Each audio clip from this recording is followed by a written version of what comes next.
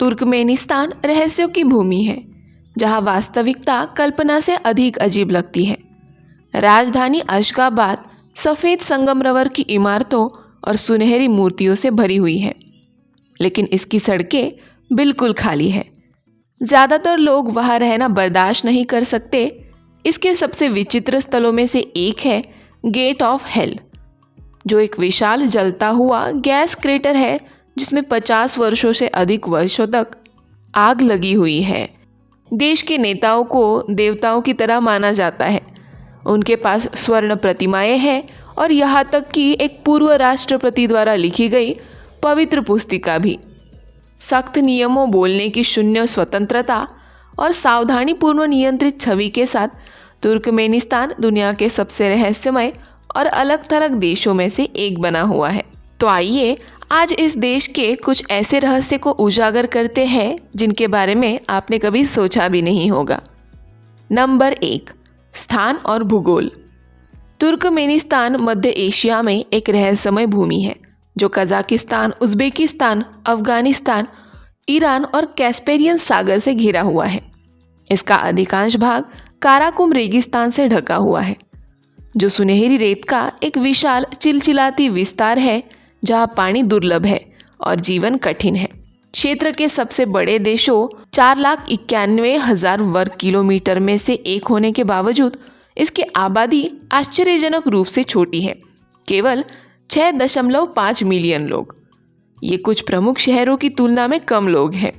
अधिकांश लोग राजधानी अशगाबाद में रहते हैं, जो एक असली सफ़ेद संगमरमर वाला शहर है जो भव्य दिखता है लेकिन खाली और नियंत्रित महसूस होता है। नंबर 2, काराकुम रेगिस्तान और नर्क का द्वार। काराकुम रेगिस्तान चरम सीमाओं की भूमि है। चिलचिलाती गर्मी, अंतहीन रेत और लगभग कोई पानी नहीं। तुर्कमेनिस्तान के अधिकांश हिस्से को कवर करते हुए इसने देश के इतिहास को आकार दिया है, जिससे लोगों को छोटे मरुद्यानों में जीवित रहने के लिए मजबूर होना पड़ता है, जबकि विशाल अछूती भूमि मीलों तक फैली हुई है। लेकिन इस रेगिस्तान के नीचे दुनिया का सबसे बड़ा प्राकृतिक गैस भंडार है और 1971 में सोवियत वैज्ञानिकों ने एक भयानक गलती की थी।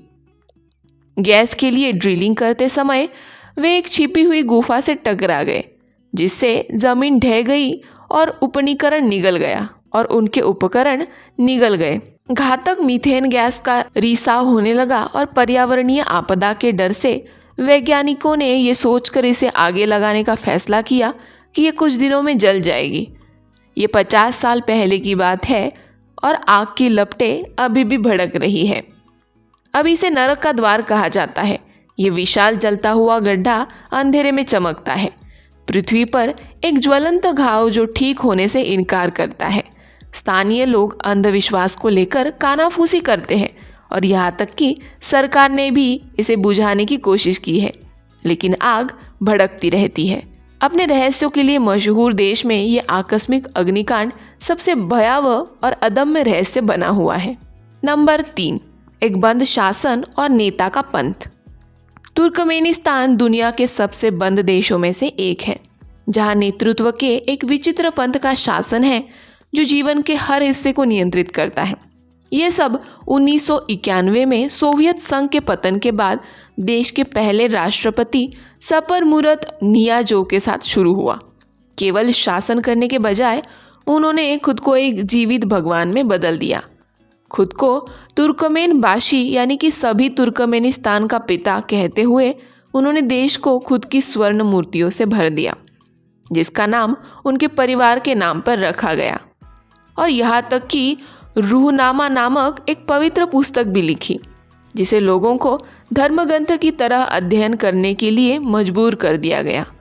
उन्होंने दाढ़ी, बैले और यहाँ तक कि सोने के दांतों पर भी प्रतिबंध लगा दिया, ये दावा करते हुए कि वे गैर तुर्कमेन थे। 2006 में मृत्यु के बाद गुरबांगुली बर्दीमुहामेदों ने कुछ पागलपन को दूर करते हुए लेकिन सख्त नियंत्रण बनाए रखते हुए सत्ता संभाली। उन्होंने अपनी खुद की सुनहरी मूर्तियां बनवाई, सार्वजनिक करतब दिखाए और सत्ता अपने बेटे के सरदार को सौंप दी। आज तुर्कमेनिस्तान एक ऐसी भूमि बना हुआ है जहां नेताओं के साथ राजाओं जैसा व्यवहार किया जाता है। सरकार सब कुछ नियंत्रित करती है और अवज्ञा खतरनाक है। देश गैस और संगमरवर से समृद्ध है, लेकिन इसके लोग भय, वफादारी और भ्रम पर बनी व्यवस्था के तहत रहते हैं। एक ऐसी जगह जहां वास्तविकता भी राज्य द्वारा सावधानी पूर्वक डिजाइन की जाती है। नंबर 4, सफ़ेद और वर्जित कालीकारों का जुनून। तुर्कमेनिस्तान की सरकार का सफ़ेद रंग को लेकर एक अजीब रुझान है, जिससे ये सिर्फ एक विकल्प से कई अधिक एक सांस्कृतिक अनिवार्यता बन गया है। राजधानी अशगाबाद में पूरी सड़कों को चमचमाती सफ़ेद संगमरवर की इमारतों से सुसज्जित देखना असामान्य नहीं है, और राष्ट्रपति की कारों का बेड़ा विशेष रूप से सफ़ेद है। लेकिन जुनून इससे भी आगे तक जाता है। काली कारें बिल्कुल वर्जित है। इन्हें विद्रोह का संकेत माना जाता है। स्थापित व्यवस्था को चुनौती दी जाती है। काली कार चलाना अवज्ञा के प्रतीक के रूप में देखा जाता है, और इस प्रकार कानून के तहत काले वाहनों पर प्रतिबंध लगा दिया गया है। परिणाम एक अवास्तविक, लगभग डिस्टोपियन माहौल है, जहां अरूपता को दृष्टिगत रूप से थोपा जाता है और जहां कोई भी इन मानदंडों के बाहर कदम रखने की हिम्मत करता है उसे तुरंत चिन्हित किया जाता है। Number 5, Ashgabat. तुर्कमेनिस्तान की राजधानी अशगाबाद एक चमकदार, भविष्यवादी भूत शहर की तरह दिखती है। ये सुनहरी स्ट्रीट लाइट्स के नीचे चमकने वाली सबसे अधिक सफ़ेद संगमरवर की इमारतों का विश्व रिकॉर्ड रखता है। सब कुछ साफ, पॉलिश और असली है, लेकिन लगभग कोई भी वहाँ नहीं है। ये शहर बाहरी दुनिया को प्रभावित करने के लिए बनाया गया था, जो लग्जरी अपार्टमेंट, भव्य सरकारी इमारतों और विशाल स्मारकों से भरा हुआ था। लेकिन सच्चाई ये है कि अधिकांश तुर्कमेनिस्तान वासी वहाँ रहना बर्दाश्त नहीं कर सकते। आवास बहुत महंगी है और सख्त सरकारी नियम नियंत्रित करते हैं कि कौन रह सकता है। आम लोग शहर के बाहर पुराने ढले इलाकों में रहते हैं, जबकि अशगाबाद प्रचार के लिए एक मंच बना हुआ है। रात के समय सड़कें ठंडी होती है, खामोश सड़कों पर रोशनी चमकती है और सुरक्षा कैमरे सब कुछ देखते हैं।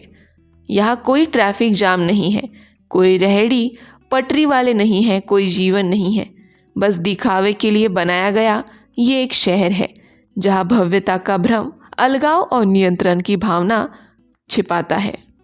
नंबर 6, अनोखा काम। तुर्कमेनिस्तान में सरकार सिर्फ शासन नहीं करती, वो अजीब और बेतुकी वास्तविकताएं पैदा करती है। तुर्कमेनबाशी और उनके उत्तराधिकारी के शासन के तहत देश के नेतृत्व ने कल्पना को चुनौती देने वाली कई अनोखी परियोजनाओं को आगे बढ़ाया है।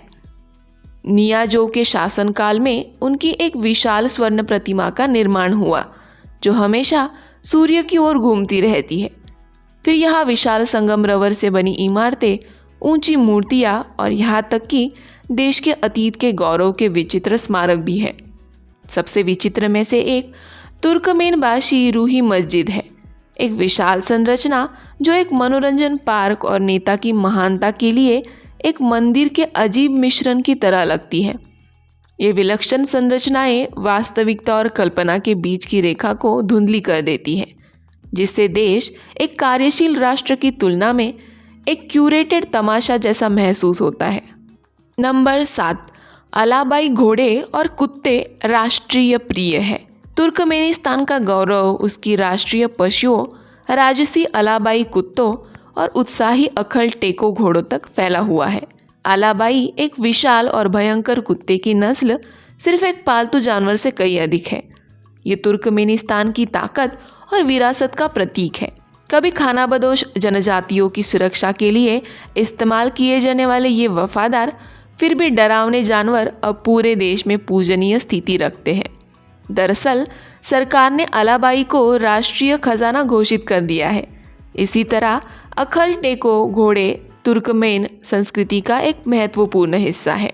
अपनी गति और शानदार सुनहरे कोट के लिए जाने वाले ये घोड़े सिर्फ जानवर नहीं हैं, ये राष्ट्रीय गौरव के जीवंत प्रतीक है।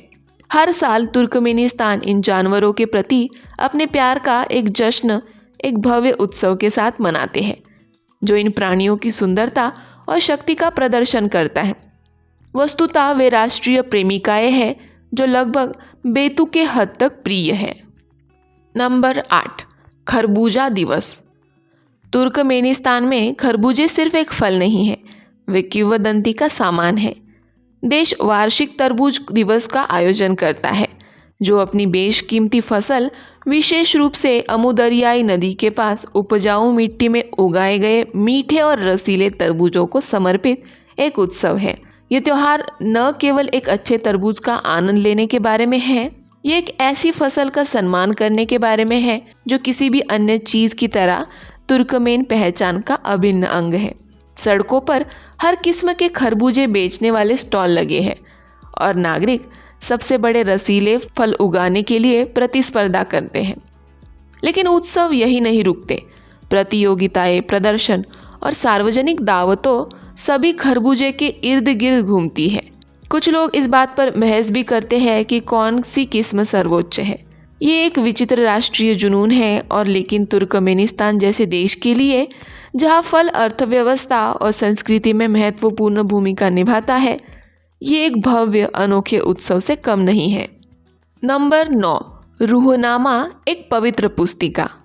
एक ऐसे देश की कल्पना करें जहाँ राजनीति और धर्म के बीच की रेखा पूरी तरह से धुंधली हो, जहाँ एक किताब जो किसी दैवीय इकाई द्वारा नहीं लिखी गई हो, देश के मार्गदर्शक ग्रंथ के रूप में प्रतिष्ठित है। तुर्कमेनिस्तान में आपका स्वागत है, जहाँ देश के पहले राष्ट्रपति सपर मुराद नियाजो द्वारा लिखी गई रूहनामा सिर्फ एक किताब से कई अधिक है और इसे पवित्र माना जाता है। अब इसे चित्रित करें कि प्रत्येक नागरिक से अपेक्षा की जाती है कि वो रूहनामा को एक बार नहीं बल्कि कई बार पढ़े, क्योंकि इसमें राष्ट्र की आत्मा का ज्ञान निहित है। स्कूलों में शिक्षक मांग करते हैं कि इसका अध्ययन ऐसे किया जाए जैसे कि ये अंतिम पाठ्य पुस्तक हो, और यदि आप अपनी प्रति भूलने का साहस करते हो तो आपको देशद्रोही के रूप में जाना जा सकता है। और यहाँ तुर्कमेनिस्तान में ये वास्तविकता है कि एक राष्ट्र अपने नेता की किताब से इतनी गहराई से जुड़ा हुआ है। यह एक सरकार की तुलना में एक अतीत यथार्थवादी पंथ की तरह महसूस करता है। नंबर 10, महिलाओं पर प्रतिबंध। तुर्कमेनिस्तान में महिला होने का मतलब है शांत लेकिन सख्त नियमों के तहत रहना। महिलाओं के गाड़ी चलाने पर यह प्रतिबंध है और यहाँ तक कि किसी गैर परिवार वाले पुरुष के साथ कार में बैठने पर भी पुलिस उन्हें रोक सकती है।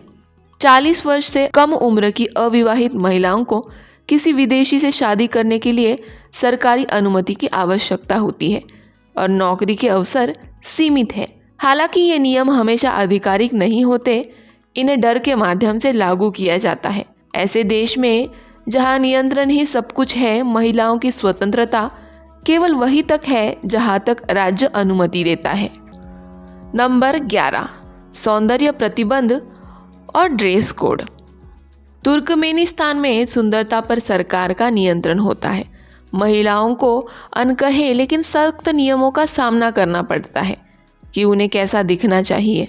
भारी मेकअप, नकली पलके, होठों पर फिलर और यहाँ तक कि रंगे हुए बालों पर भी चुपचाप प्रतिबंध लगा दिया जाता है। सैलून पर छापे मारे जाते हैं और अप्राकृतिक सौंदर्य उपचार की पेशकश से परेशानी हो सकती है। कपड़ों पर भी नियंत्रण है। तंग पोशाकें, जीन्स और दिखावटी स्टाइल को हतोत्साहित किया जाता है, खासकर सरकारी नौकरियों में महिलाओं के लिए। उनसे अपेक्षा की जाती है कि वे शालीन पारंपरिक कपड़े पहने और किसी भी आधुनिक चीज़ से बचें। ये नियम हमेशा लिखे नहीं जाते, लेकिन इन्हें तोड़ने से उत्पीड़न या इससे भी बुरे परिणाम हो सकते हैं। तुर्कमेनिस्तान में सुंदरता भी राज्य के नियंत्रण का विषय है। नंबर 12, सेंसर्ड इंटरनेट और तुर्कमेनेट। अपने आप को एक ऐसी दुनिया में देखें जहां इंटरनेट ज्ञान का प्रवेश द्वार ही नहीं बल्कि एक कड़ी सुरक्षा वाला किला है। तुर्कमेनिस्तान में ऑनलाइन दुनिया उस खुले मुक्त परिदृश्य की तरह कुछ भी नहीं है जिसे हम में से अधिकांश लोग जानते हैं, जहां प्रत्येक क्लिक, प्रत्येक खोज की निगरानी की जाती है, फिल्टर किया जाता है और अक्सर पूरी तरह से अवरुद्ध कर दिया जाता है। कल्पना कीजिए कि आप एक डिजिटल बुलबुले में फंस गए हैं वैश्विक समाचारों तक पहुंचने में असमर्थ है, सरकारी नियंत्रण की दीवारों से परे बाहरी दुनिया से जुड़ने में असमर्थ है। यहाँ तक कि व्हाट्सएप जैसी बुनियादी संचार ऐप भी सेंसर किए गए हैं। इस डिजिटल रेगिस्तान में दुनिया से आपका एकमात्र कनेक्शन वही है जिसकी अनुमति सरकार आपको देता है। ये अलगाव का एक भयानक रूप है जो तुर्कमेनिस्तान के लोगों को एक ऐसी दुनिया में रहने के लिए छोड़ देता है जहाँ ज्ञान प्रतिबिंबित है और सच्चाई विकृत है। नंबर 13, अभिव्यक्ति की शून्य स्वतंत्रता। अंत में आइए तुर्कमेनिस्तान के नियंत्रण के केंद्र में अभिव्यक्ति की स्वतंत्रता की पूर्ण कमी को संबोधित करते हैं।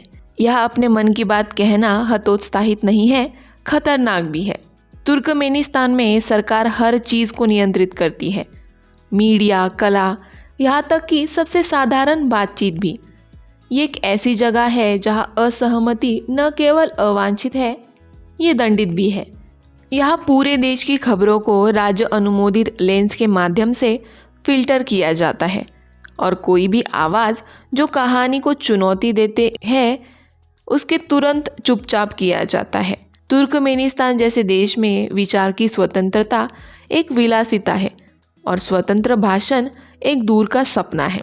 लोग निरंतर निगरानी की स्थिति में रहते हैं जहां अवज्ञा के किसी भी संकेत के लिए उनके हर शब्द, हर गतिविधि पर नज़र रखी जाती है।